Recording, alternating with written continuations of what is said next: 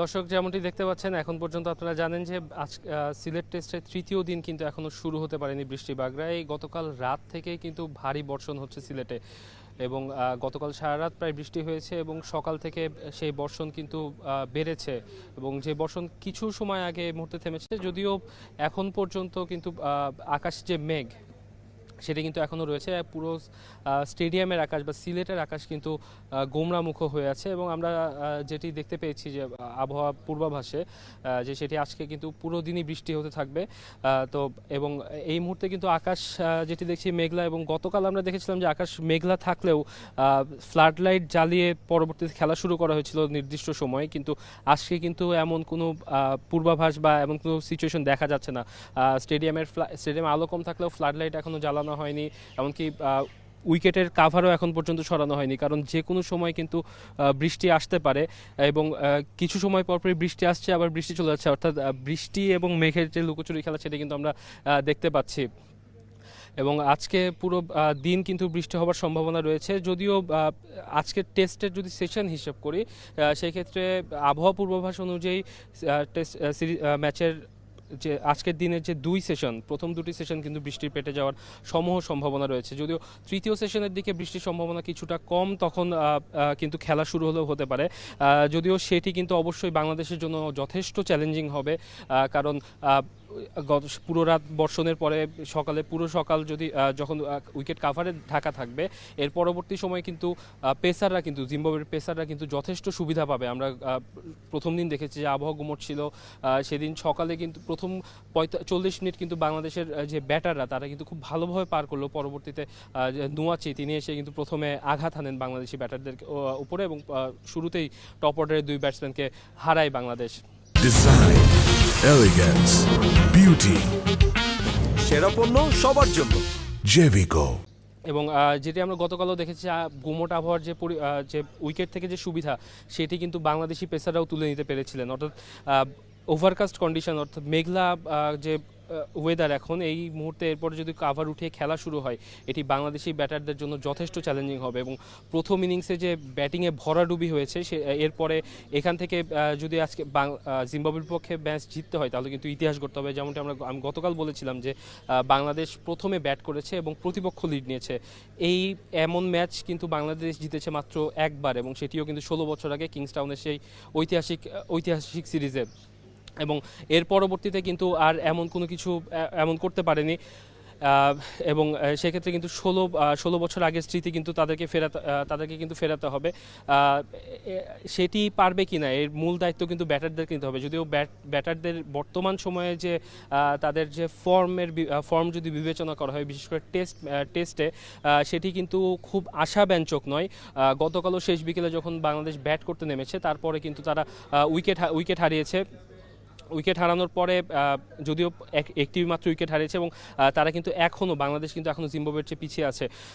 সেখান থেকে যদি আজকে ঘুরে দাঁড়াতে হয় একটু বড় লিড কিন্তু অবশ্যই নিতে হবে, কারণ আজকে টেস্টে মাত্র তৃতীয় দিনের পর এরপরে আরও দুটি দিন অর্থাৎ 6টি বা 9টি এখন পর্যন্ত কিন্তু যেহেতু অফিসিয়ালি আজকে খেলা পণ্ড বা কোনো কিছু ঘোষণা করা হয়নি, সেক্ষেত্রে এখনও কিন্তু প্রায় 8টি সেশন এখনও রয়েছে এই ম্যাচের। সেখান থেকে পুরো সময় কিন্তু ডমিনেট করতে হবে বাংলাদেশকে, এবং এটি কতটুকু পারবে এই মূল দায়িত্ব কিন্তু নিতে হবে নাজমুল হোসেন শান্ত, মমিনুল হক, মুশফিকুর রহিমদের। কারণ নাজমুল হোসেন শান্ত ম্যাচ শুরুর আগে যে প্রি ম্যাচ প্রেস কনফারেন্স সেখানে কিন্তু তিনি বলেছিলেন যে তিনি বারবার যে ভালো একটি শুরু পাবার পরেও তিনি সেই রানটিকে ক্যারি করতে পারছেন না, 30-40 করে আউট হয়ে যাচ্ছেন, এবং তিনি কিন্তু সেই যে তার যে লুপ সেখান থেকে কিন্তু তিনি এখনও বের হতে পারেননি। তিনি কিন্তু প্রথম ইনিংসেও 40 রান করে আউট হয়ে গেছেন। অর্থাৎ টেস্ট ক্রিকেটে কিন্তু বলা হয় যে একজন ব্যাটার সেট হয়ে যাবার পরে আউট হয়ে আসে বা উইকেট ছুড়ে আসে, এটি কিন্তু ক্রাইমের পর্যায়ে পড়ে, এবং সেই ক্রাইম কিন্তু অবশ্যই আমরা দেখেছি যে বাংলাদেশ দলের যে মিডল অর্ডার যাদের উপরেই বাংলাদেশ ভরসা করে থাকে, নাজমুল হোসেন শান্ত, মমিনুল হক, তারা কিন্তু দুজনেই একই কাজ করেছেন। মমিনুল হক কিন্তু তিনি রানের খাতা খোলার আগেই প্রথম ইনিংসে কিন্তু তিনি জীবন পেয়েছিলেন। এর পরবর্তীতে তিনি 50 তুলে নিলেও তিনি কিন্তু সেই রানটিকে আর বড় করতে পারেনি, যার কারণে কিন্তু বাংলাদেশের জিম্বাবুয়ের পক্ষে 200 রানের নিচে অল আউট হতে হয়েছে। এবং এরপরে আমরা দেখেছি যে মুশফিকুর রহিম তিনিও কিন্তু এত অভিজ্ঞ একজন খেলোয়াড়, তিনি যেভাবে আউট হয়েছেন, যে ভঙ্গিমায় যে শট খেলে আউট হয়েছেন, এটি কিন্তু আমরা আসলে আশা করি না এমন অভিজ্ঞ ব্যাটারদের কাছ থেকে। তো এই যে ছোট ছোট ভুলগুলো, এগুলো থেকে কিন্তু বাংলাদেশ বেরিয়ে আসতে পারছে না এখনো, এবং এটি কিন্তু অবশ্যই জিম্বাবুয়ের পরবর্তীতে যে প্রথম দিনেই কিন্তু একটা ভালো শুরু করেছিল, যদিও গতকাল তারা বাংলাদেশ ভালো মতোই প্রথম সেশনে ঘুরে দাঁড়িয়েছিল।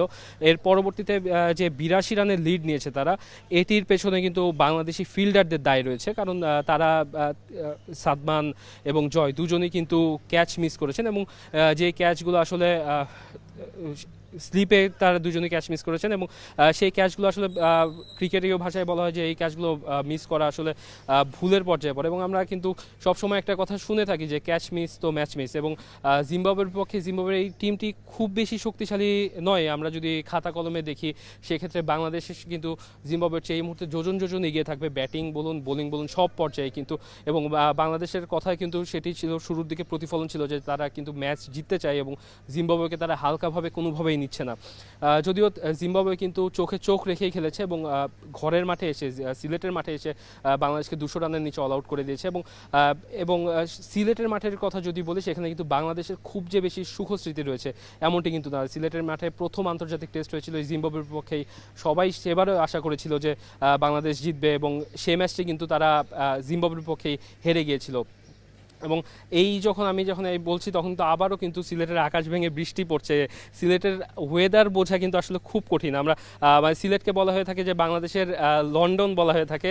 লন্ডনের যে আবহাওয়া, সেটিও যে এখন যেমন বোঝা বড় দায়, সিলেটের আবহাওয়া কিন্তু একই রকম আমরা বলতে পারি, কারণ মেঘ বৃষ্টি আমরা গতকালও দেখেছিলাম যে সকাল থেকে দুপুর 12টা পর্যন্ত আকাশ মেঘাচ্ছন্ন, এবং যে কোনো সময় বৃষ্টি নামতে পারে এমন যখন পরিস্থিতি ছিল। পরবর্তীতে কিন্তু দ্বিতীয় সেশন থেকে, অর্থাৎ 12টার পরে, মধ্যাহ্ন বিরতির পরে যখন খেলা শুরু হয়েছে, তখন কিন্তু আকাশ একদম রৌদ্রোজ্জ্বল আকাশ হয়েছে। এবং এই সময় আমি বলেছিলাম গতকাল যে দ্বিতীয় সেশনে স্পিনাররা যত রোদ উঠবে তখন কিন্তু স্পিনাররা সুবিধা করে নিতে পারবেন, তারা কিন্তু বাড়তি সুবিধা যোগ করতে পারবেন, যেটি প্রথম দিনে করেছিলেন ওয়েলিংটন মাসাকাদজা। তিনি তার বাঁহাতি স্পিনেই কিন্তু বাংলাদেশের মিডল অর্ডার কাবু হয়ে গিয়েছিল। তো সেটা কিন্তু গতকালও দেখেছিলাম। আজকে কি হবে, আজকে যেহেতু এখনও বৃষ্টি আসছে, এবং বৃষ্টি থামার কিন্তু যে খুব বেশি যে সম্ভাবনা, সেটি কিন্তু দেখা যাচ্ছে না। যদি বৃষ্টি না হয়, খেলা শুরু যদি হয়, সেক্ষেত্রে হয়তো বা দুপুর 2টো কিংবা 3টার দিকে খেলা শুরু হতে পারে, এবং সেই সময় জিম্বাবুয়েন যে পেসাররা রয়েছে, মুজরাবানি বা নোয়াচি, তাদের চ্যালেঞ্জ বাংলাদেশি টপ অর্ডার কীভাবে মোকাবেলা করতে পারে, এটিই দেখার বিষয়। এবং তার গতকাল যেটি মিরাজ কিন্তু বলেছেন যে তারা এখনও ড্রাইভিং সিটে রয়েছেন, যদি গতকালের বিবেচনায় এবং আজকে বৃষ্টি না হলে যদি সেটি বিবেচনা করা হয়, তাহলে বাংলাদেশ অবশ্যই ড্রাইভিং সিটে ছিল। কিন্তু ড্রাইভিং সিটে থাকতে আজকের যে প্রথম খেলা যখন শুরু হবে, খেলা শুরু হওয়ার প্রথম 1 ঘন্টা কিন্তু খুবই গুরুত্বপূর্ণ, তাদের কিন্তু অবশ্যই উইকেট হারানো যাবে না। এবং এই ম্যাচ জিততে হলে অবশ্যই জিম্বাবুয়েকে 200 কিংবা 250 রানের ন্যূনতম লিড লক্ষ্য দিতে হবে। তো সিলেট আন্তর্জাতিক ক্রিকেট স্টেডিয়াম থেকে এই ছিল আমার কাছে সবশেষ।